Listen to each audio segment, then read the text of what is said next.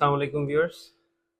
अच्छा, आज हम बात करेंगे हमारे निकाह नामे में एक बहुत ही इम्पोर्टेंट कॉलम है जिसको हम मोस्ट ऑफ द केसेस में लेट गो कर देते हैं। उस कॉलम के हवाले से जो कि है कॉलम 18। और कॉलम 18 क्या कहता है, पहले गौर से सुनिएगा। कॉलम 18 ये कहता है कि आया शोहर ने तलाक का हक बीवी को तफवीज़ कर दिया है, अगर कर दिया है तो कौन सी शराइत के तहत। अच्छा, बड़ा सिंपल है। वो ये है कि जब आप अपना कोई भी खातून इस कॉलम में उसको हक मिल जाता है तलाक का, तो वो उस प्रोसीडिंग से हट जाती है जो यूजुअल प्रोसीडिंग है। कॉलम 18 में अगर किसी खातून को तलाक तफवीज़ का हक दिया गया है तो वो अपने निकाह को उसी तरह ख़त्म कर सकती है जैसे हस्बैंड करता है।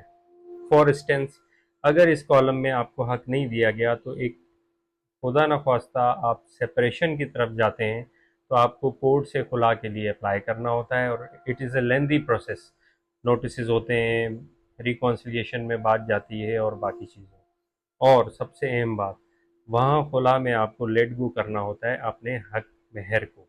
लेकिन यहाँ पे ऐसा कुछ भी नहीं है until unless the condition is mentioned specifically. अगर आपको तलाक तफवीज़ का हक दिया गया है तो उसी तरह हस्बैंड को नोटिस करके एक डीड बना के आप अपनी निकाह को ख़त्म कर सकती हैं और उसके बाद अपना हक महर का क्लेम भी कर सकती हैं। और उसी तरह फिर आगे जाके जो यूसी का और बाकी प्रोसीडिंग्स होती हैं वो उसी नोटिस या डीड के तहत प्रोसीड करेंगी। खुदा न ख्वास्ता अपने इस पावर को मेरी बहनों यूटिलाइज़ या मिसयूज़ ना करें।